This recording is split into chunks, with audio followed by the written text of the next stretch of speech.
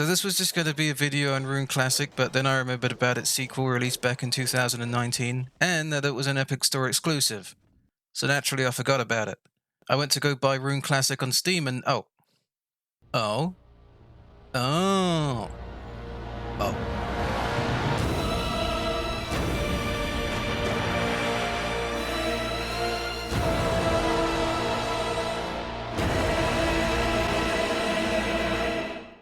So the history of this game is very short-lived, and despite coming out in 2019, it's already considered abandonware. Its publisher, Ragnarok Games, was put through the ringer trying to get this game out. I'm used to seeing the game going tits up due to publisher meddling, but I think they just wanted a finished product at the end of the day.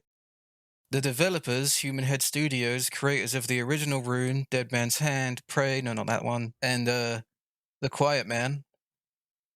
I'm guessing after that, they wanted to return to their roots, and what better way to do that than to make a sequel to their first title, using 20 years of tech innovation and ideas to bring us Rune 2.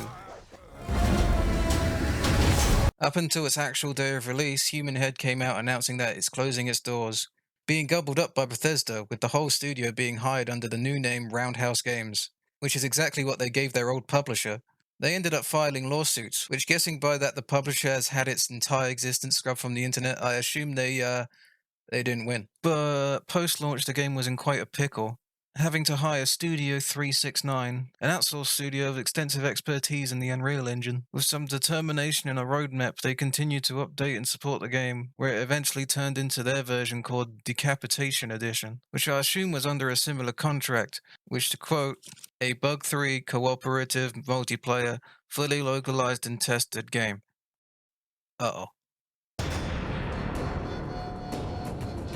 Seems to be going well. Stability fixes, committed to posting updates on YouTube with PvP coming. But at least they're not using the early access excuse, and we're still on track with their post-launched roadmap.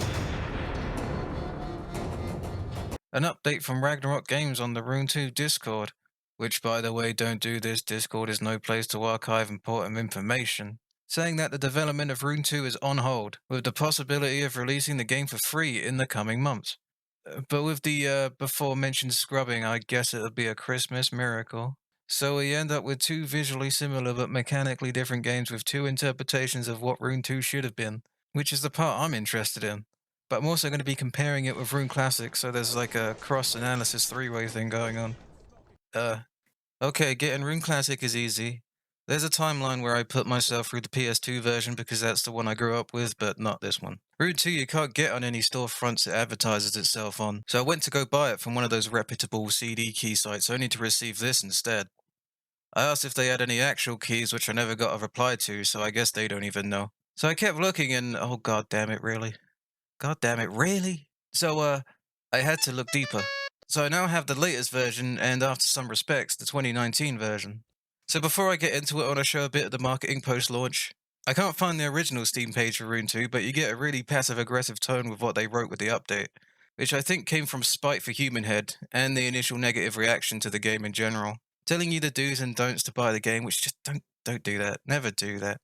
It's tacky and comes across as you struggling to come up with good things to say about the game, and that you'd rather avoid a negative review than an attempted sale. It's admirable that you would want to save your potential customers some money, but then again, don't be surprised when your studio shuts down due to poor sales.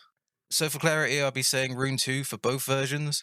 Human Head's version of Rune 2 as the original, and the 369 version as Decap or Decap Edition. I don't want to say the proper name too much because I don't want the video to get flagged. And just for visual clarity, I'll be playing as a girl for the original, and a bloke with a hairline where mine's going to be in a few years in Decap. With all that out of the way, welcome to Rune 2. Mind you, you're not seeing it at its best because for me, Decap Edition is unstable as all hell, with stutters, crashes, unresponsive long loading times, and a leaky memory than mine. It's probably just some untreated hardware issue. Seems to be a result of the game calling in assets as they come, because after an animation or effect is played the first time, the game freezes as if to load it and then is fine after. It smooths out enough for me to tolerate, but I can't speak for everyone on that.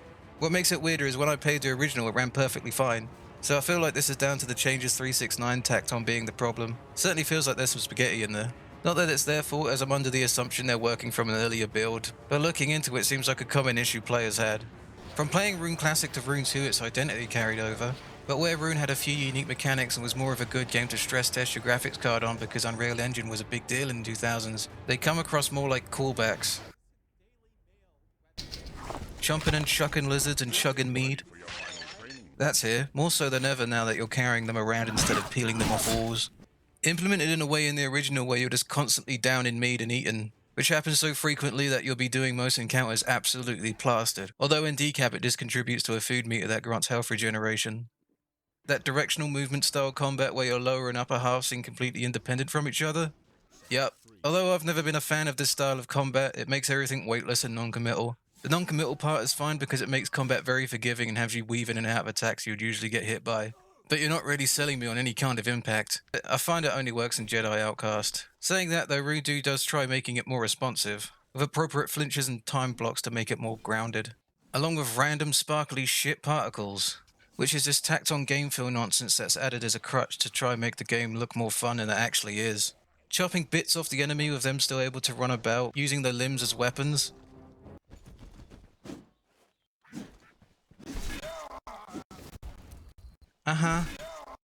Up to a point where they kind of become a nuisance because they take up an inventory slot instead of being some kind of improv weapon. Honestly, I wish it had its own playstyle. Everything seems eager to fall apart and explode into gibs. You can even lose limbs and still run about. I've had this message come up, but I also die at the same time, so I'm not sure what kind of conditions you have to be in to set it off. The original is more generous with giving you limbs and queues them up on your hotbar to use. And despite being called Decapitation Edition, I don't think I chopped anyone's head off. Yeah, one of the appeal in my inventory, but half the time they just float in the air. The arse full of weapons that you can throw, powers and berserk. Yeah, both versions interpret this part differently, which I'll get into later. Although the arsenal of having visible weapons on your character only appears in Decap, but garners that tidy solution of the sword axe and mace being mapped to the number keys, in favour of a hotbar in the original and the weapon wheel in Decap. Slack-jawed character models? I see it. Although there's just this one character model and they just swap the hair and beard when need be. There's no bloke whose beard is just a consuming blob. The gods are alright, although you only see them as an illustration and as a statue aside from Loki, whose portrait is an earlier design of him, but he also has a character model anyway? What? As for what's gone, they don't do that texture swap thing where the visible wounds would appear. But your health bar goes up and down so frequently it's no wonder it fell out of fashion. I suppose it's still there in spirit, but the blood on you is not yours. The linear levels that were essentially a tour of Midgar, with the platforming gimmicks that fit the environment. Like having hard to navigate caves being done on purpose because it wasn't made for you. It was made for a little shit goblin to run around in. To snow fortresses that mainly focus on combat with finding your own way around to progress to further solidify you're not welcome. And there's that one wind section bit that's, shit. They've been swapped out for a large open map which changes age after fighting Loki. Something you do a couple of times, consisting of flat-footed terrain and, sailing.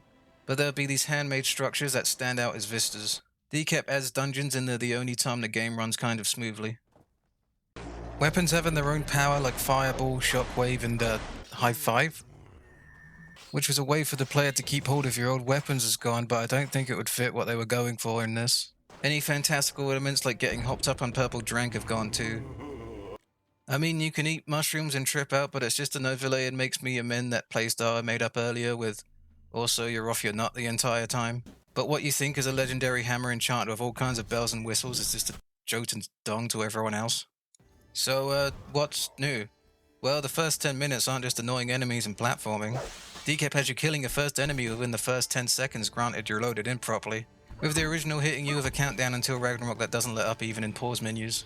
The initial presentation of Rune 2 isn't that bad. The visuals are a bit washed out and the environments aren't very lively. I wouldn't call it capitalizing on what the Unreal Engine can do, especially for Human Head, who have used the Unreal Engine exclusively for their games, and it just looks like they're working within a budget. Even those character models come across as one of those anatomy study results when you do any of those 3D sculpting classes. Okay, maybe it is pretty bad. Both versions had this tutorial before Decap swapped it out to probably further distance itself from the original. But I do prefer the original mainly because of this build up once you make the raft, with the music creeping in as these massive vistas appear, only to be ruined by interruptions, all the little fucking HUD widgets, and the repeating water textures to distract you what could have been a great introduction to the world. And the slow opening is completely removed from Decap, dumping you on a dock on one of the larger land masses. Rafts don't matter anymore either, so moving away from the starter island does seem like a good move. They've bulked up land masses with a see that mountain you can climb it mindset, with nothing actually added to the hey what the fuck. It's a bit confusing because it gives you all these recipes in DLC with new boats, but sailing is just a stop and go fare and doesn't really make any effort for the boats to do the boat thing, you know?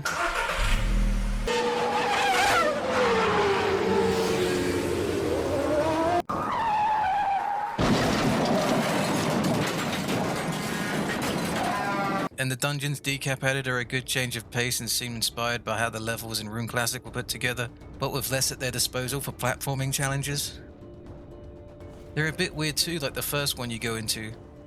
You clear out an exit, but you turn around and there's nothing there in the overworld. Or the second where you have a different exit only to end up where you entered it. Or this one where you fight a familiar fella. And once you reach the end of it, the game suggests you off yourself to spawn back at the beginning of the dungeon because the alternative is to just backtrack. So what's essentially happened is that Rune 2 is now one of those resource gathery, buildy, fighty type games, with the large set in stone maps similar to the Forest or Conan Exiles before it. However, Rune 2 doesn't really embrace the crafty parts fully. Gathering is just hit the thing 2 or 3 times to give you the material, with the rarer stuff being dropped by tougher enemies, with the chance of an item having the fast harvest buff that lets you take down stuff in one hit instead. To building, which is finding dedicated building locations, where you just mash E to build already decided structures, with already decided things in it. The only difference being is that Decap speeds up this process to a point where you can try pick up a mushroom only to accidentally build someone a whole house. We've got that ever so thrilling menu-based crafting, with all your favorites such as Iron Spear, Bandage, and Rusty Boots? So what, you're intentionally rusting them like one of those antique restoration channels? The role it plays is that your equipment degrades so you can either repair it or make new gear as you level up. And I'm convinced both versions have no idea what they really wanted to do with this mechanic because most enemies drop perfectly fine loot as well. In terms of the UI design, it's rough to navigate. For example, the original had everything craftable at level 1 but needs to tell you on every item. There's no way to sort them, with the real crime being that the default order in Decap is alphabetical despite having leveled items this time around. The way you get crafting recipes is by quest or activating lore stones in Decap, and in some cases crafting something will give you a stronger version of that item that has higher level requirements. But in the original you learn them from salvaging the item with a prompt saying whether you have the recipe or not. Lord be damned. Speaking of which, the main story is just regular template Norse mythology bollocks. Loki's being a bug and you have to stop Ragnarok because you're the chosen one. Where in Rune Classic you play as Ragnar going through an escalated plot having to become your enemy to defeat your enemy, with the central antagonist Conrad, which you tenderize by the end of the game. Rune 2 does somewhat continue this story because he recovers from this somehow and becomes a generic enemy boss. And Ragnar must have handicapped the dwarf so much that you don't see any machinery or tech that was set up, but it just meant that there's one less interesting environment that you can use. The original is pretty much skip it stoic dialogue with a deity pretty much on your shoulder and spout some generic wisdom repeated on and on, with Loki on top of them dropping meteors down on you every now and then. Even though there's already an audio cue of him cackling, so you think that would be enough, but no, they just won't shut the fuck up. It's all delivered confidently, but it's recorded badly with the occasional mouth noise, so it's not quite professional. It's settling to see you alive after death. I am used to death after death. Same. One of Decap's roadmaps was to get better voice acting, which they delivered on. Although the plotline script is more straight-faced babble, it does have some attempts at being funny. Yes, Watchman, Thor Odinson has decided to lend you his might, but not...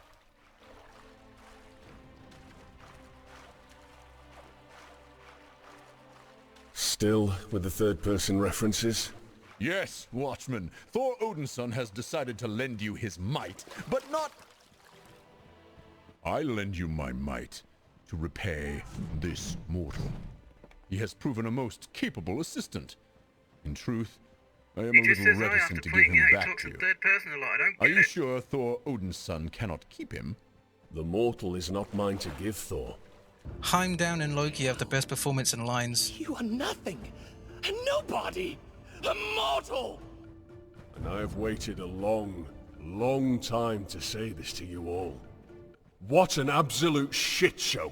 With the least audio trouble, but it seems to be down to the individual's home setup. I actually thought they were the same guy because of this line. Confused? Cat, got your tongue? Allow me to illuminate you. Guess whose bidding you've really been doing this whole time? That's right! Here's Loki! Cockroach? Rat? What is it that creeps across my big red plain? By Ymir's blood, a little warrior. How did you...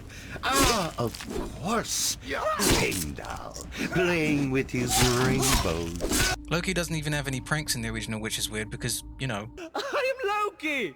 I'm the god of tricks! And his one trick is to pretend to be someone else, only for the exact same thing you've been rehearsing on the other bosses to work anyway. The side quest voice acting, on the other hand. Hey, you there, kind stranger. Heard of Odin's ring? Drop me! Honestly, who gives up on hunting just because they take an arrow to the knee? By the way, Joachim won't shut up about you. Perhaps you can talk to him so he can stop bothering me about it. Just me, this shrine, and my pigs. Say, speaking of my pigs, I need that axe there to butcher one of them. Can you grab it for me? I would, but as you can see, I am praying. Ah, yes, that axe. Bring it to me if you don't mind.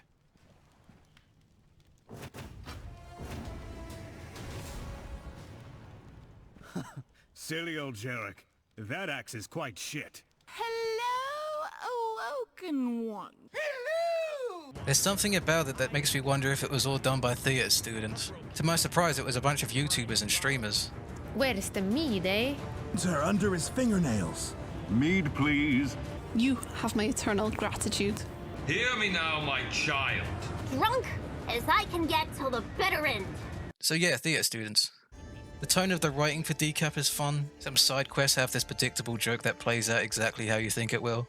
But it's just with the added context that it'll be the end of the world soon that makes these requests kinda stupid. It is our only chance. Like helping a hunter ask someone how he's constantly rejecting him, which just amounts to running back and forth between the two, helping get advice only for the answer to still be no, because you know, sometimes it just be like that. Tell him I do not care for him. But other times you get blindsided with stuff like this. Well met, stranger. I pose you no danger. My friends call me Ryder. I'm more lover than fighter. Though I'm the town miner, you'll find no one finer. The mines are shut down, so I work above ground.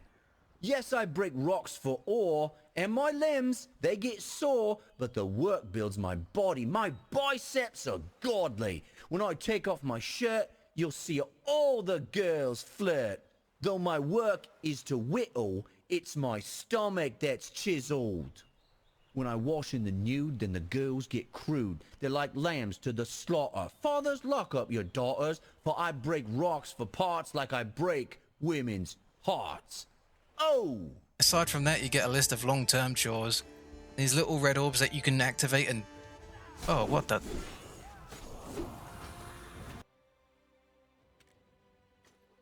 Oh shit, this means it can be a Christmas video now.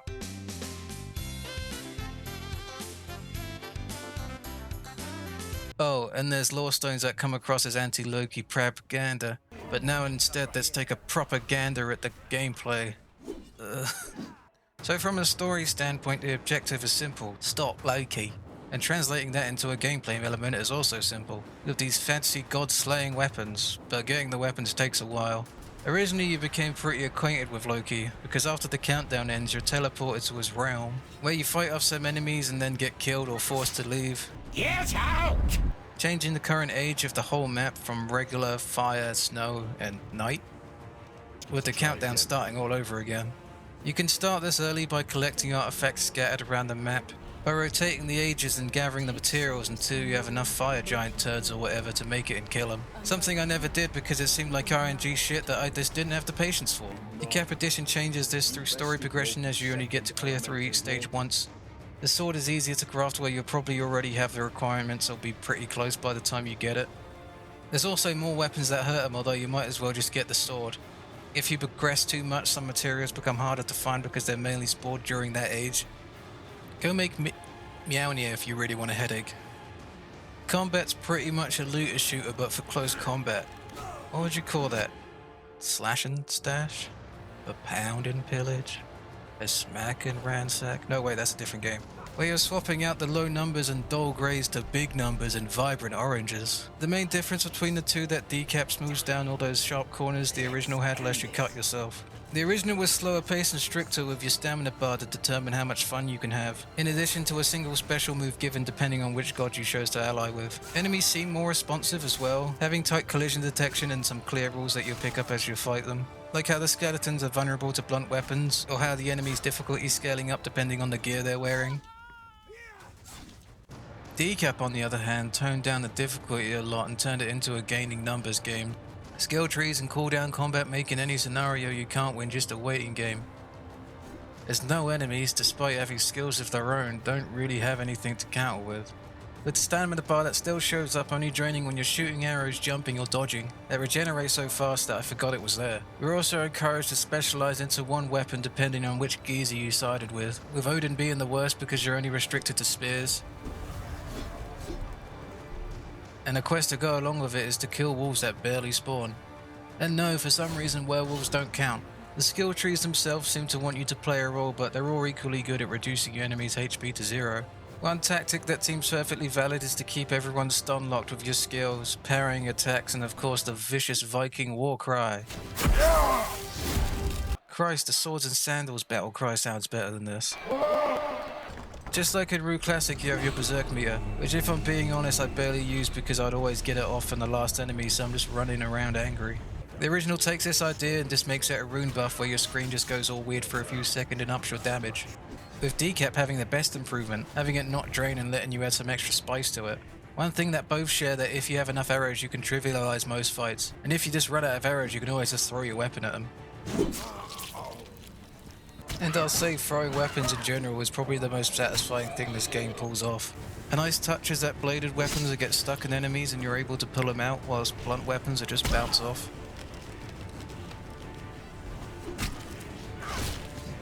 Decap is also buggier as all hell. My first playthrough I had to do to be sure that I can even do a full playthrough of the game. I sided with Thor, and his ultimate skill is to randomly shoot lightning when you strike an enemy while in berserk. But what I found out is that you can strike any surface with it, and it doesn't have a limit of how many you can set off in one swing. So if you hit a pile of rocks you can just get a bunch off at once. And obviously to balance such a powerful attack they didn't map it to any audio channel, so I hope you didn't like your ears that much. Here's the easy listening version. But when in game it's more like this! Also this way if you die from a status effect like fire or poison you don't respawn.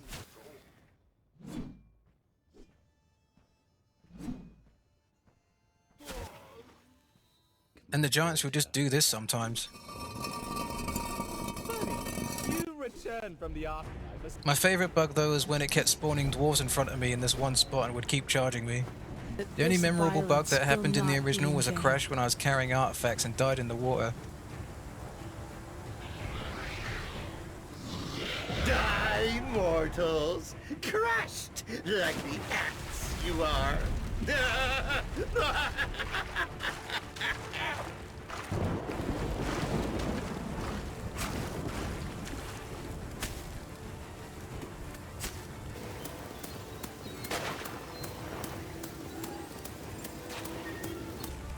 Behold! Loki's reign begins! And I think it was just because the game didn't know what to do with them. I'll tell you now, a lot of the more memorable enemy types from Rune 1 don't make it into the sequel, despite being in the trailer. Instead we get some nicely animated wildlife that's just a moving resource and a lot of humanoids. Just all safe, nothing too weird or hard to implement. The enemy roster itself consists of a bunch of blokes that get swapped out depending on what age you're in. Who the fuck is this? It's mainly Loki's thralls you'll be dealing with during the start, which get promoted to these fire demons that work well with the new combat system, but they're kind of hard to watch because they're exploding all the time. I didn't see any of these in the original, so I guess they're new. The giants are fun to fight too, and they get recolors of each age. They've done a good job of taking one down, feel more involved than just stabbing its ankles. And it's fun when they're wearing half your weapon load out after you've thrown it all at them.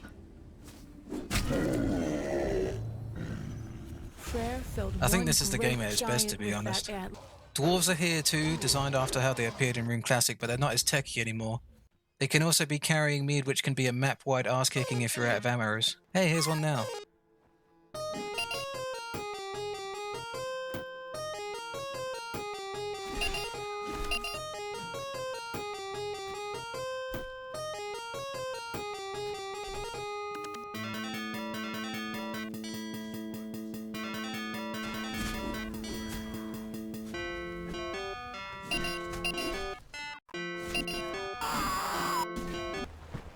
The Ice Age I think Decap elevates over the original, as it freezes the water and there's no need for boats and is kind enough to not give you ice physics. And I want you to sit here and appreciate the shader of how the snow collects on surfaces. It's on top of your boots and I found this floating head and noticed even the eyelashes get a bit on them too. Even the wildlife have it. Yeah, it's missing actual snowing, the deformation when running through it, and I could do with the footsteps being crunchier, but shit's just cozy. The Age of Darkness I'll say is the worst because you can't see shit, don't worry, I learnt from last time. You're fighting these skeleton fuckers that can spawn on top of you. I feel what makes these even more annoying is that they've got a really strong guard up on you for fucking torches, and their damage output don't match their gear. And finally, Loki. I've already spoken about how to get to him, but not about fighting him. I mentioned already that you fight him frequently in the original and can't beat him until you have the right weapons to hurt him. There's a focus on preparation, and that's where the artifacts you gather come in because they act as lives whilst you're in his arena. I do like the idea because you get a perspective on how strong you're getting in comparison to him because I don't think he scales with your stats. But once you get the idea, you're intentionally throwing the fight just to change which age you're in to gather more fire, giant jizz or whatever. What usually is a game over and dumping you back to a save is just weave into the gameplay to keep Ragnarok going forever. The main difference between this and the rework is you're only fighting as a conclusion to the story and the life system is gone.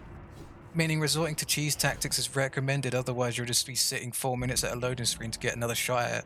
He's all theatrics though, his combos are a little goofy and will catch you off guard just because how long they are. But he'll always flinch if he's hit by the magical weapon, with your skills hurting him too, so you can just cheese him down with that. Once you get that over with, you get a pat on the back and Ragnarok and roll credits that cut off before the names have gone by. To compare with Rune Classic, you can't just go up to Kowl and squish him about a bit. But you can also just smack the runestone for fun and get a bad ending. It's also nowhere near as gay as running the rainbow to Valhalla after having to mutate yourself, but honestly I don't know how you top that. I felt Rune Classic was pretty conclusive on a Viking journey. You'd think 20 years is plenty of time for new ideas to creep in and slowly put together a game document. I can almost see what the 2019 version was going for, but it seems really indecisive with itself that carries over into Decap. And that's it for Rune 2. As I was wrapping up with Decap Edition, I was idly exploring around and found this. A lone display in the middle of nowhere, adorned with 2 candelabras and a head with a turd on it.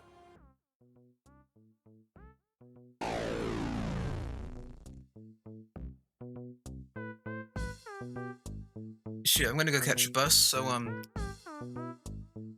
finally finished playing this fucking game.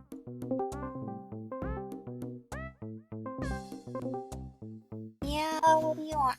Hi, I got this script here. I need you to finish off. It's just the last 2 paragraphs. Could you do that for me?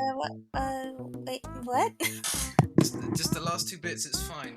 Just put the cat head on and no one will be able to tell the difference, okay? Won't people know we swapped out? No, it's fine. No one will notice, it's fine. Okay, bye. I think they will. Meow? He says meow, right? For Video Game Studio 69, this was a second attempt to revive a game that was probably doomed to fail anyway, making it rather silly of you to grab a dumb friend for strange Viking adventures. But playing solo was at least tolerable to bring me to beat the game. And I definitely beat the game, which is something I can't say for the original. And this is just one of those things where the game sucks so bad. This is just one of those things where the issues surrounding the game turned out to be more interesting than the game itself. But for Human Head Studios, Rune 2 was a swan song. It's just a shame it was in the key of B-flats. B-flat my ass.